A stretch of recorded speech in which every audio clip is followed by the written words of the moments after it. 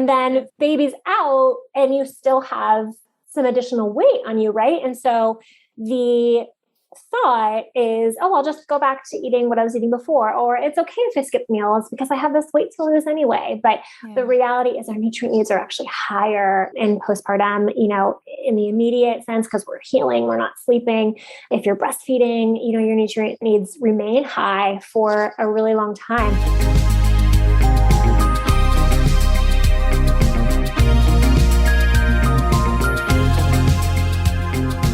You're listening to the Mommy Labor Nurse podcast, where you'll gain the knowledge and confidence you need to erase the unknowns of pregnancy and birth and rock the newborn days like a boss. My name is Liesl Teen. I'm a fellow mom, labor and delivery nurse, and your host. Each week on this podcast, you'll hear a mix of birth stories, expert interviews, and other fun pregnancy and birth-related content. As a reminder, anything you hear on this podcast is not medical advice. Please see mommylabornurse.com/disclaimer for more details. And now let's get into this week's episode. Hey guys, happy Monday. So today on the podcast, we are talking all about postpartum nutrition and specifically functional nutrition. So I admit before I recorded this episode, I really didn't quite understand what functional nutrition was. And trust me, we're going to get to it. She's going to explain all of it if you're like, what even is that? But it is so interesting how our hormones and our body systems are all connected in a lot of what we eat. Today, I had Allison from Motherwell Nutrition on the podcast, and we chatted all about hormonal imbalances post-birth, how to support our bodies through this period of change, some great ways to move your body in addition to focusing on your nutritional needs, and how to find a functional nutritionist in your area if you want to learn more. So let's dive right in. Wondering what you need to do to stay on track during each week of pregnancy? Not sure what you need to be learning or researching along the way? I can help. Sign up for our free weekly pregnancy series to get tips, advice, and resources tailored to your exact week of pregnancy sent straight to your inbox every week. Sign up at mommylabornurse.com/IamPregnant to get your first email today. See you in your inbox real soon. Hi, Allison. Welcome to the Mommy Labor Nurse podcast. Thanks so much for being here today with me. Thank you so much for having me. I'm super excited. Yeah. Can you just start by telling our listeners a little bit about yourself, your family, where you're from, what you do, all that good stuff? Yeah. So I'm Allison Bowden. I'm a registered dietitian, and I work with moms really all across all seasons, from the early postpartum to the later postpartum, perimenopause, everything in between. I'll probably start dipping my toes in menopause as I get closer to that in my practice.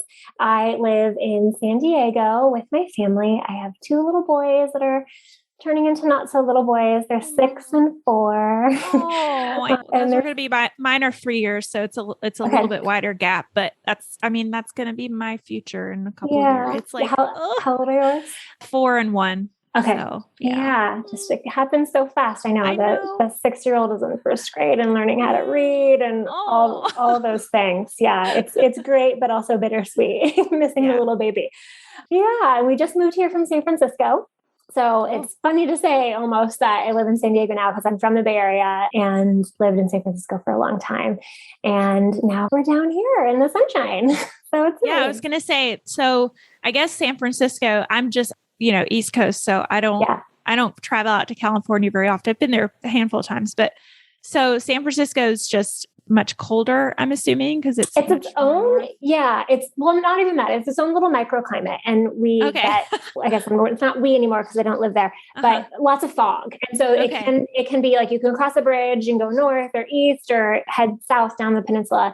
And in the summer, it can be 40, 50 degrees different than it is in the city proper. So lots of fog, lots of cool weather, lots of great stuff about the city as well, but the weather can't be beat down here. Yeah. So it was a nice move for sure. And then, more space for the kids.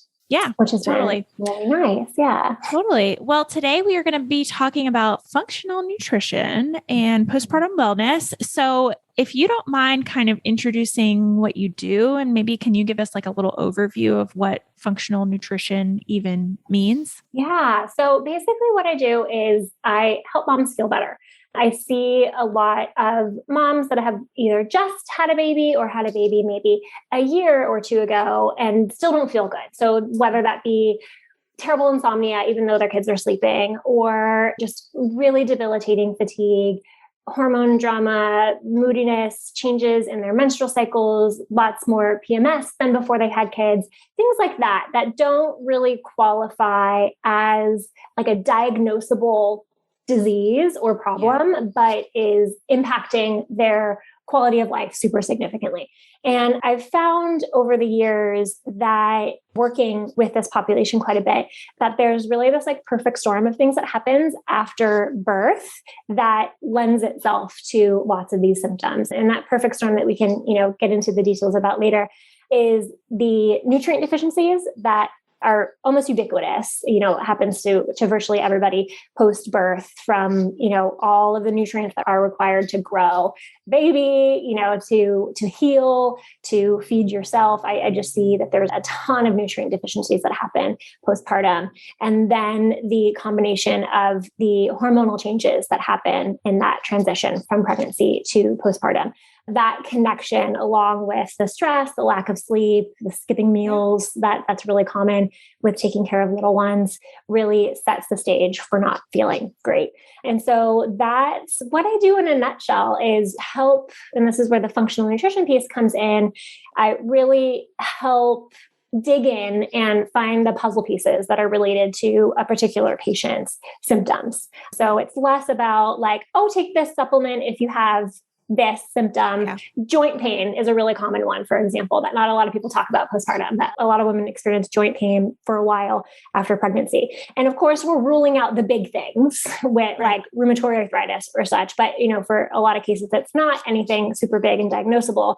And so instead of just like, oh, why don't you take this anti-inflammatory supplement? We're looking at, okay, what's going on behind this? We know that low estrogen is related to increased inflammation. So how can we support estrogen?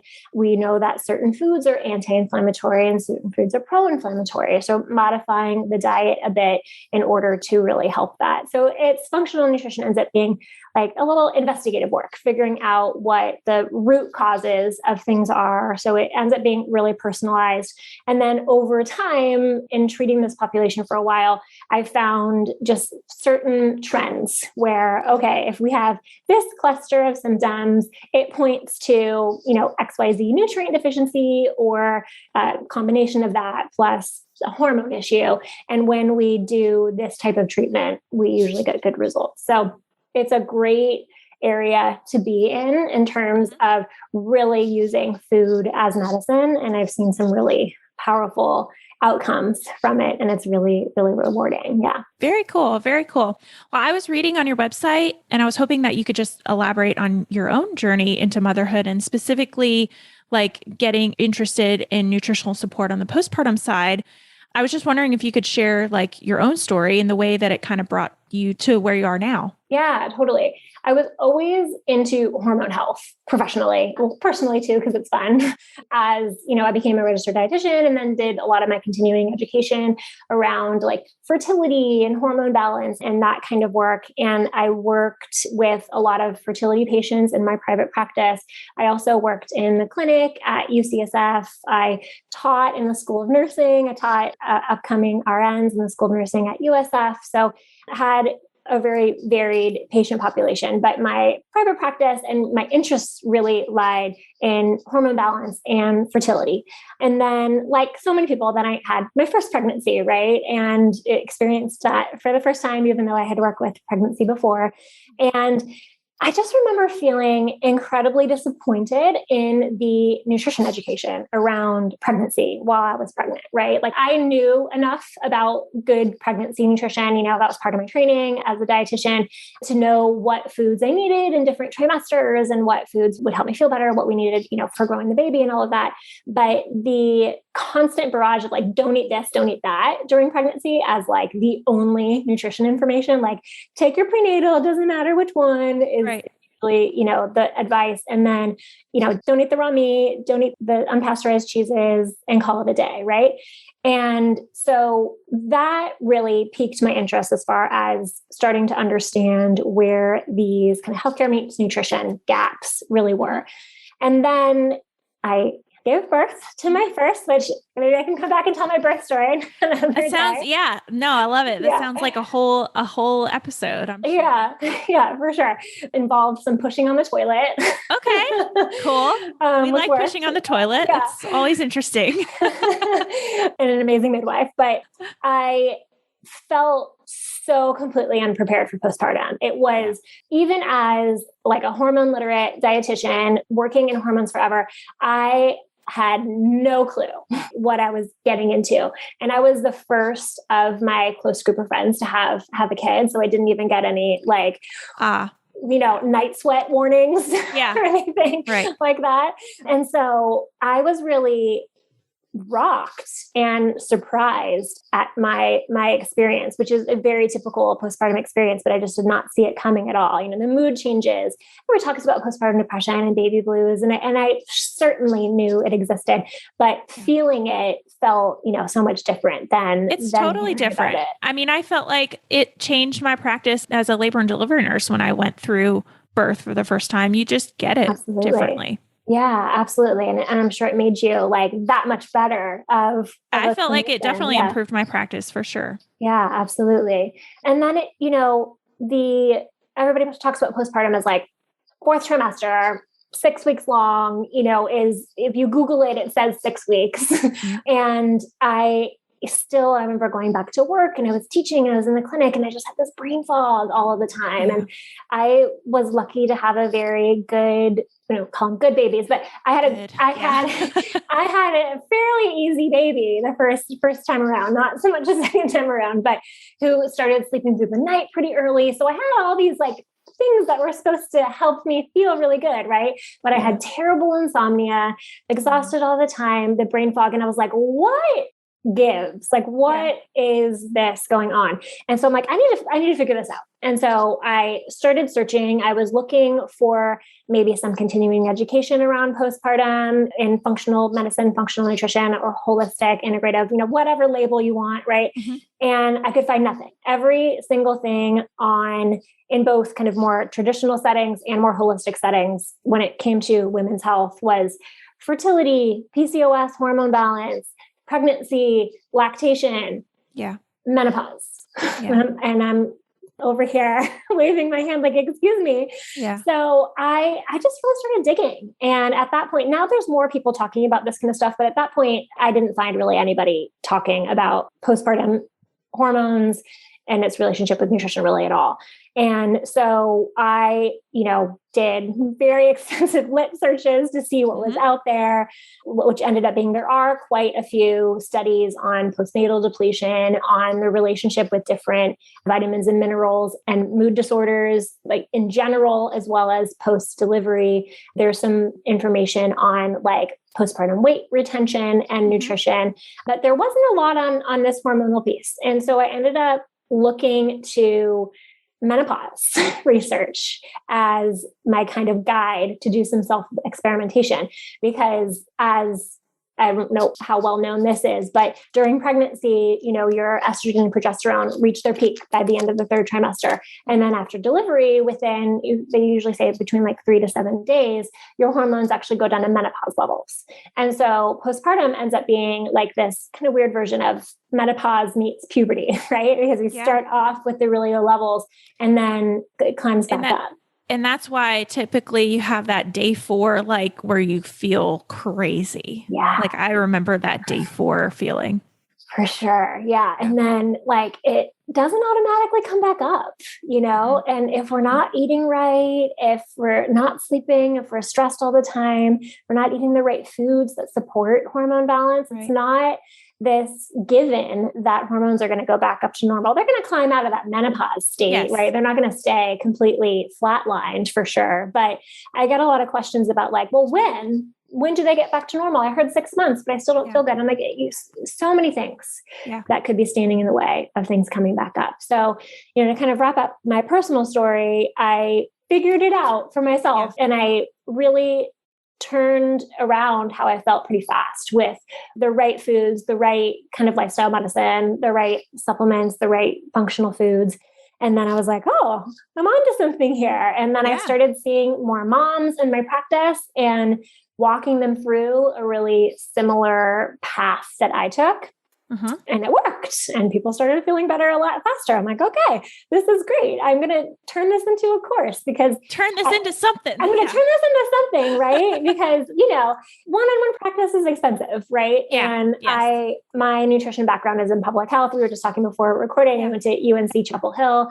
I've got a Master of Public Health and Nutrition. And so I wanted to create something that was affordable and accessible. And so that's when I started doing online courses. I've had several kind of iterations of my postpartum program. It's called Mother Recover. And it goes through the same steps and layers that I took for myself. And then I tried it again for myself when I had my second kid, works with my patients, and I get pretty good results with the online course format as well. So that's kind of where I am today. Yeah, I love it. No, that's wonderful.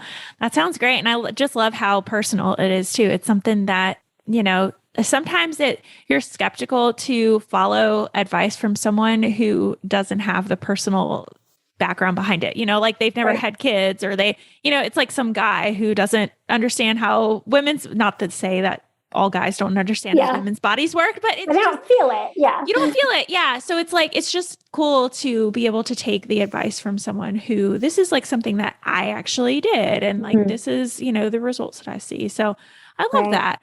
So let's move into, I would love for you in simple terms to explain how our hormones and our body systems are connected into what we eat. Because I think that's correct me if I'm wrong, but that's kind of the basis behind functional nutrition.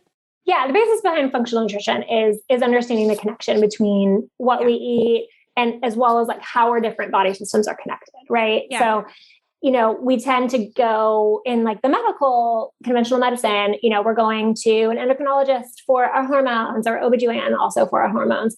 We're going to a podiatrist for a foot doctor. We're going, over here for this and that.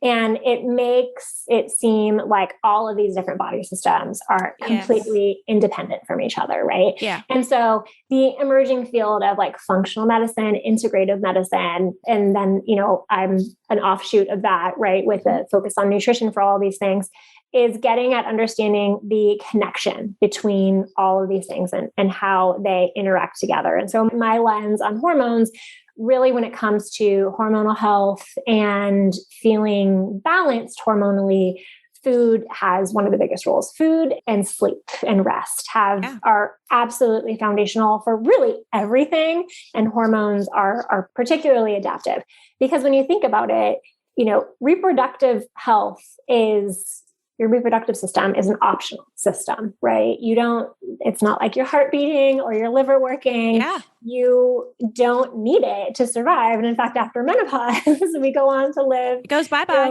Decades, right? Yeah. And so it's a system that will shut off if you're not getting adequate resources into your body to really keep things flowing.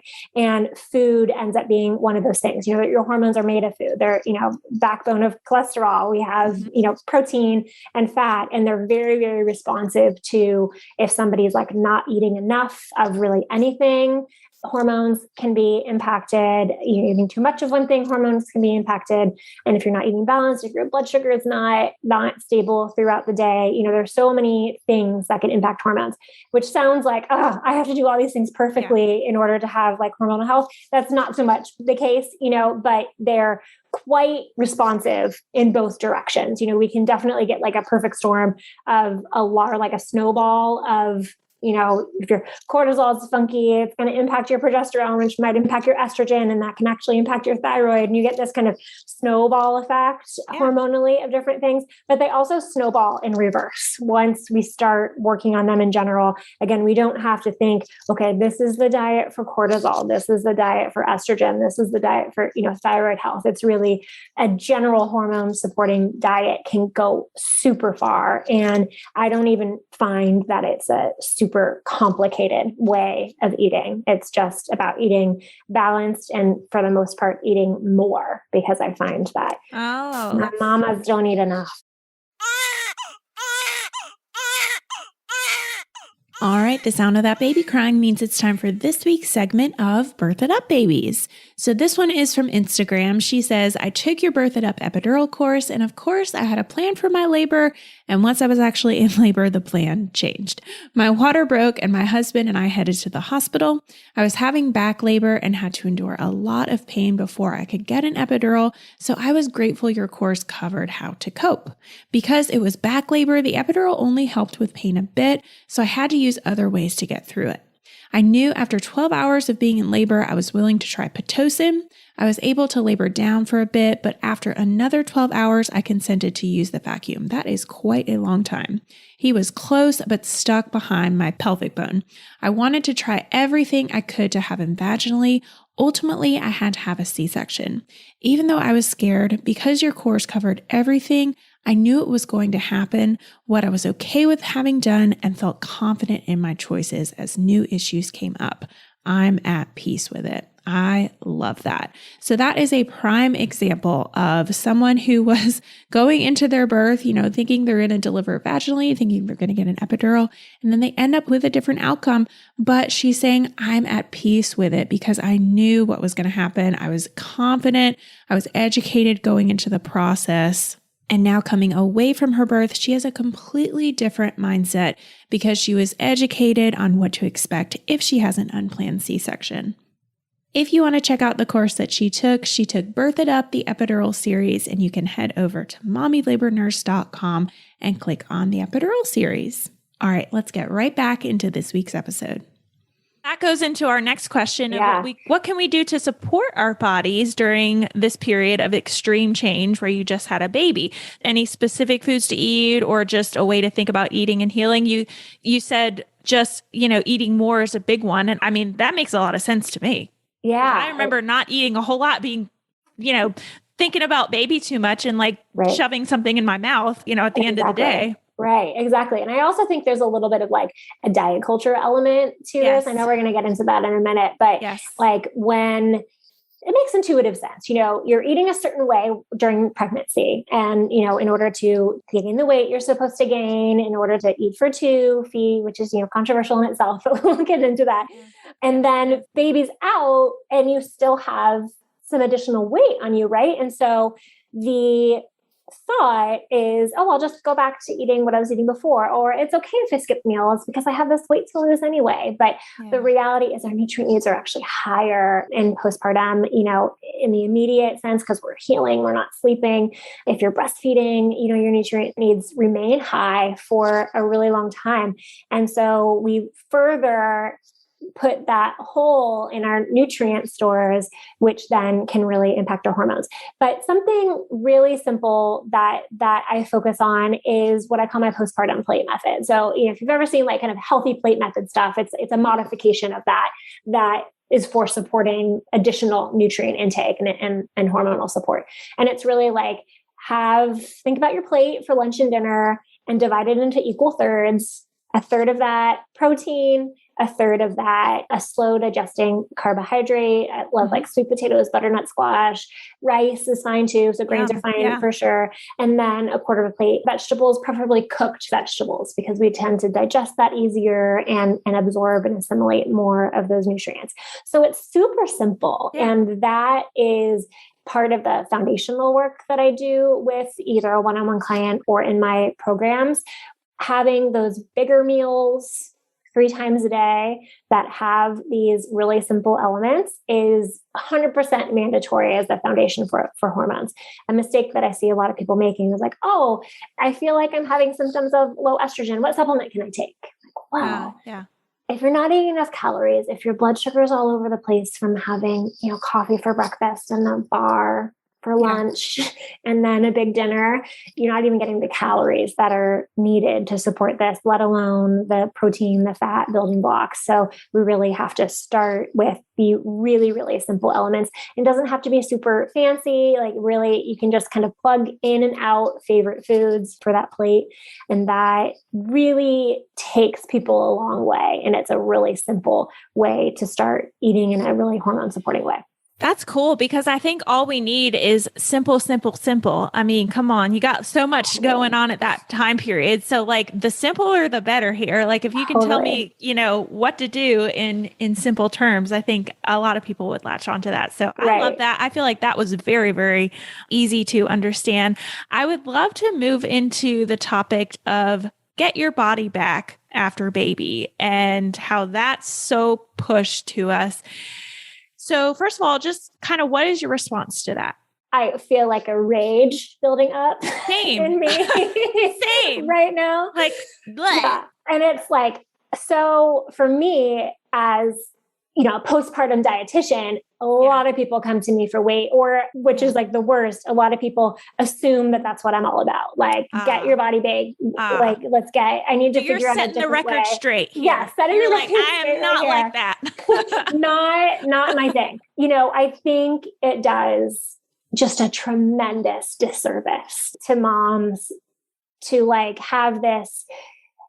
Somebody said this recently, mom who doesn't look like a mom kind of thing, where as soon as baby's out, we have to erase all evidence of pregnancy. Certainly our body has changed and, our bones moved, our, insides got shifted around. There's going to be a lasting impact there. Mm-hmm. And when we dive straight into keto or intermittent fasting or, whatever, even just like calorie restriction after birth, that's where I see this intersection of such a mismatch of what our bodies need in this moment compared to what we're getting. Sometimes it's kind of accidental calorie restriction from just busyness and having a difficult time, sitting down for meals. The more kids you have, the harder it is for that. But when we also have this pressure to lose the weight and lose it as fast as possible, like it just sets the stage for really feeling like crap for potentially years. Exactly. Feeling like crap. It probably fuels a lot of mental issues too, postpartum depression and postpartum anxiety. Like, And I'm glad. I feel like we're starting to shift the other way. Like bodies are starting to be, I'm starting to see more pictures on Instagram, even just for example, of like people posting what your body looks like right after birth. Like this is what it looks like. It's not anything to be ashamed of. We're starting to talk about it more, and that makes me really, really happy. But of course, there's still going to be that whole frame of thought of like, when am I going to get my body back after birth? And it's so sad. Right. And I'm definitely all about feeling good in your body, which, weight has to do with that, right? And feeling good and feeling confident and feeling like yourself, or, just like a new updated version of yourself. I used to say a lot, like, feel like yourself again, but like, it's a different version of yourself. It's different. Yeah. Feel good again is more what I'm about. But there was a long time, particularly in my online courses, where I was very averse to doing anything related to weight, because I'm like, this is not what this is about. I want you just to feel really good. I definitely believe that eating regular meals and balancing the hormones can definitely set the stage for some nice weight loss, because it takes away some of the barriers to losing that baby weight.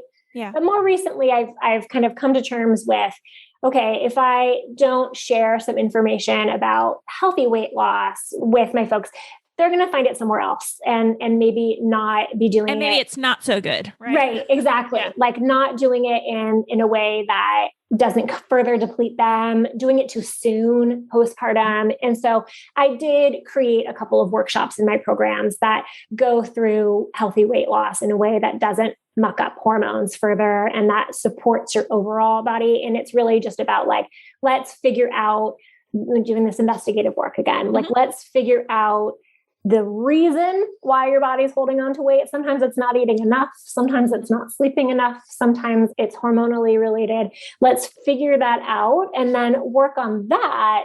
And then so your body can like let go of the weight rather than going on a reduced calorie or carb or whatever plan, which can really result in more hormone drama and more nutrient depletions. It's about how we can do it in a way that's safe and appropriate for what your body is going through and not right away. Definitely, I'm not like before like 6 or 9 months, I don't even want to talk about weight at all. And then after that, we can start kind of talking about ways to help your body kind of let it go. Because I think of it really similar to like sustained postpartum hair loss or hair loss in general, right? Yeah. Like there's a range of normal and then there's excessive or prolonged hair loss. And for, the most part, hair loss feels really distressing because it's aesthetic thing, right? It's like losing hair is like panicky when that happens.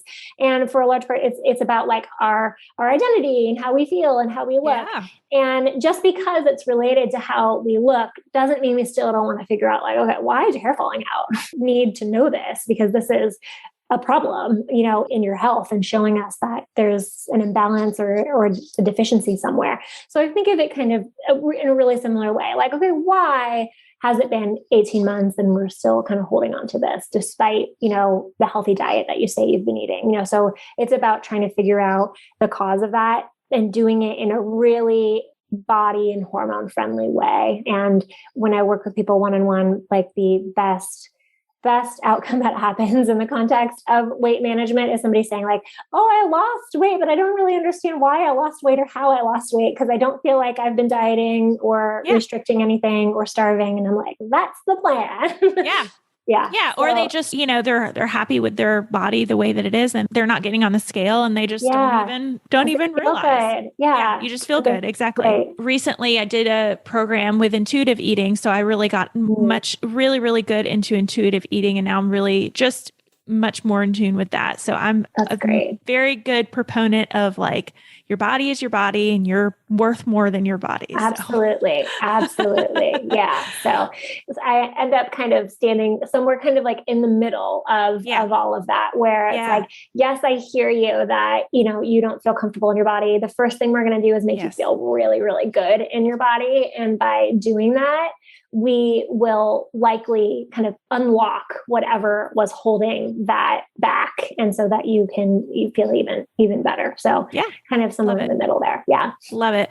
Well, let's talk a little bit about fitness and how that is kind of intertwined into this whole functional nutrition component. Yeah. So it's really like the same in that there's a different fit for everybody, different fit for fitness, pun intended, for everybody, right? Like, part of exercise and fitness has to do with whatever you like to do and whatever feels good to your body. But there was definitely a time and a place for different levels and styles of exercise, depending on what's going on with somebody. Obviously, like in the first weeks or months postpartum, we don't want to be doing anything super physical that might harm you.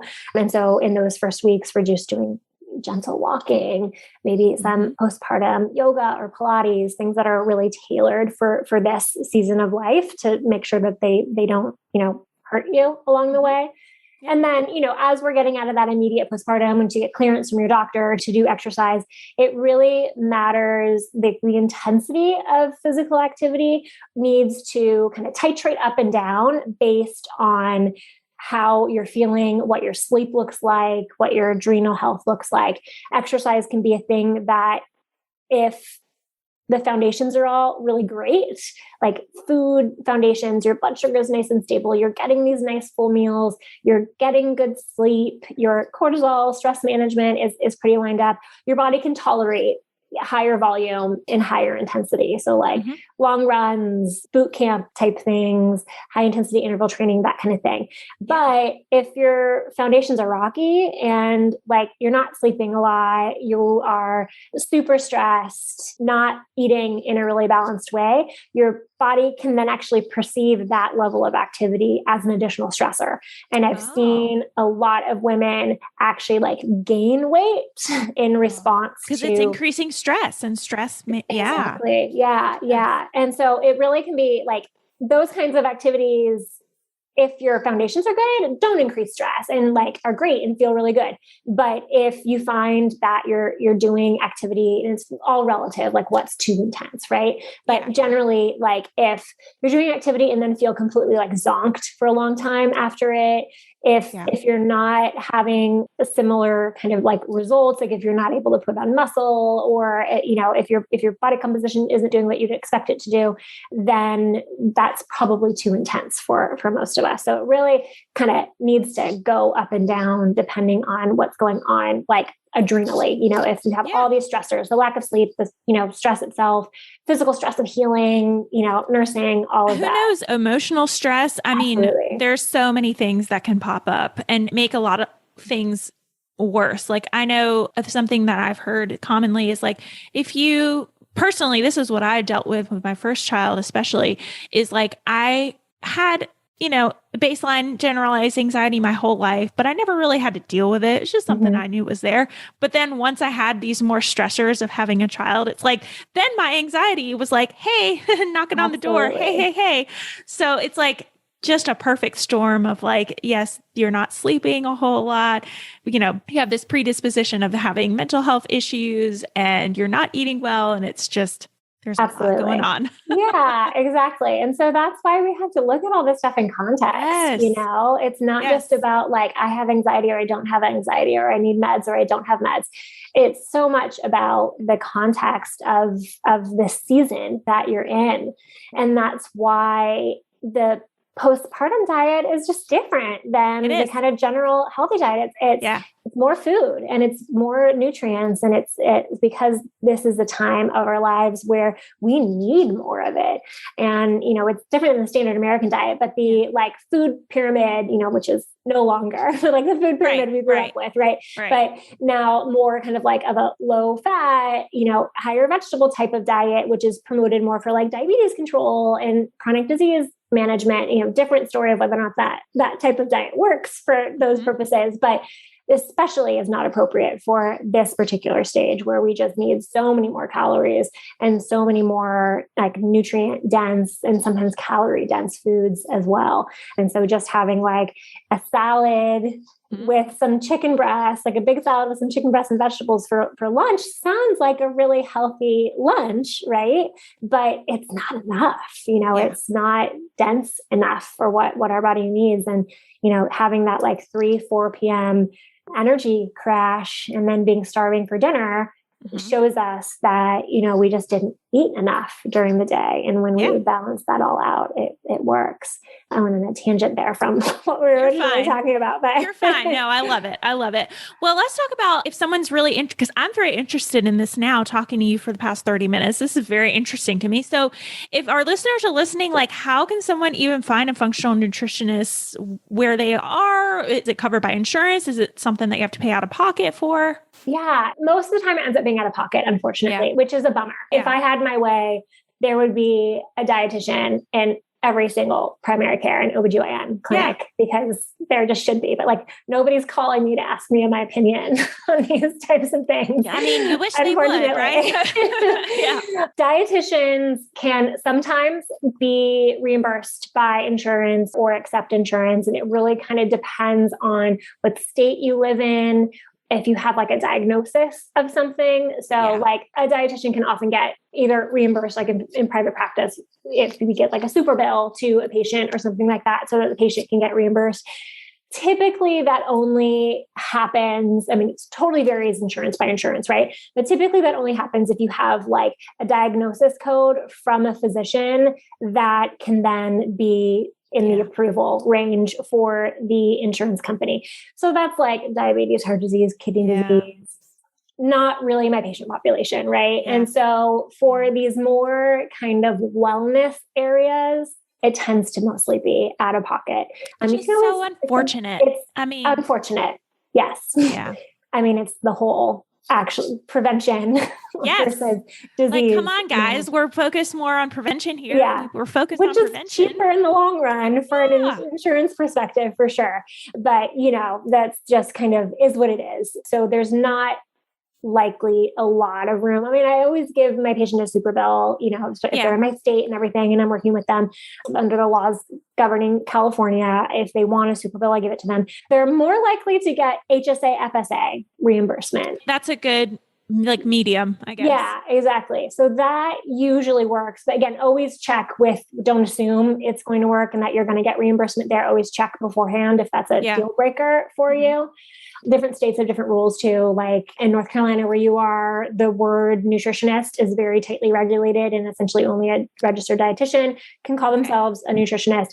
Here in California, anything goes. Anybody can call themselves anything in the field of nutrition. And so you have varied backgrounds as far as training and what you're getting. But, registered dietitians are really the only ones that might get reimbursed from insurance. I'm not super well versed in insurance because I'm in this area where they don't provide help for this more wellness area. So that makes sense. And as far as finding one that's a functional nutritionist, do you have any tips on that? A little bit harder to find, Instagram is actually a really good spot. There's a lot of us on there. Yeah.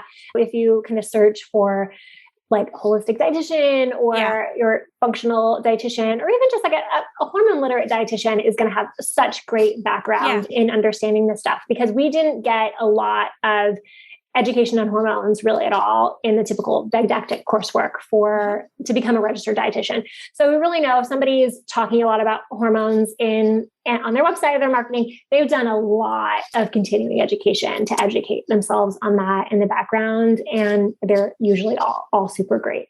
But this is really why I developed my course, right? Because public health background, right? And so I'm seeing patients that can't afford me, which is great, and it pays the bills and it keeps the lights on and all of that.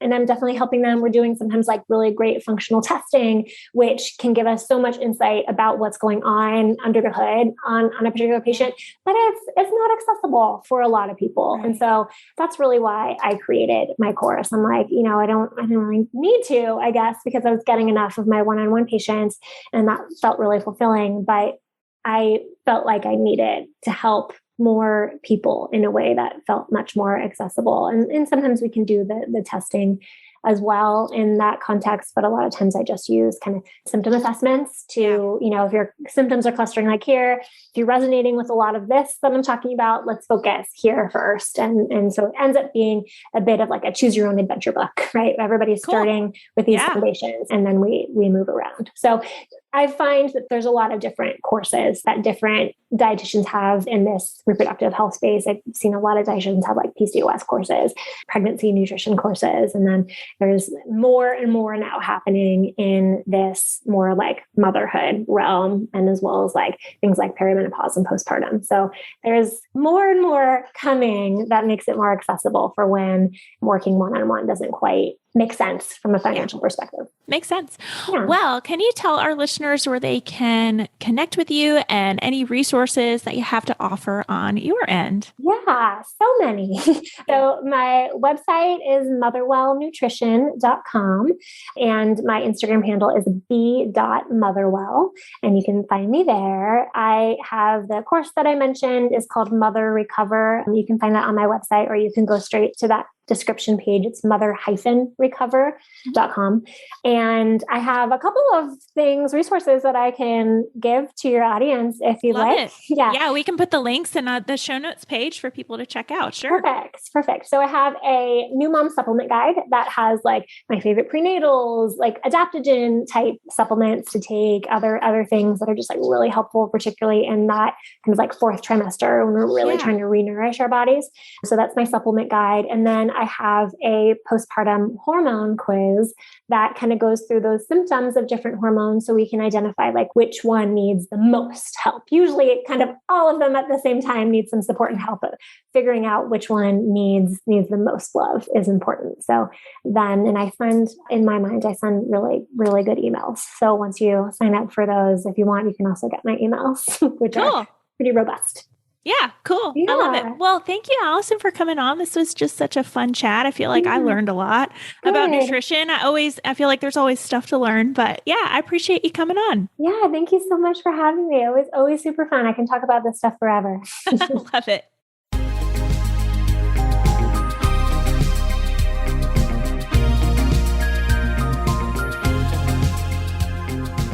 All right, guys, that wraps up this week's episode. Thank you so much for tuning in and letting me be a part of your motherhood journey. It is truly an honor.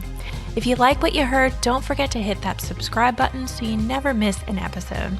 And I love hearing what you guys think of the podcast. So if you're liking what you hear or you have a suggestion, I'd be so grateful if you'd go ahead and leave me a review wherever you're listening to help more mamas just like you find the show. What do you think? Are you starting to feel a little more confident about your pregnancy and birth? Well, if you want more, be sure to head on over to mommylabornurse.com/podcast for today's show notes and a library of episodes so you can keep getting educated before your upcoming birth. And while you're over there, be sure to check out the blog and learn about our online birth classes. Find it all and more over at mommylabornurse.com/podcast. See you next week, same time, same place.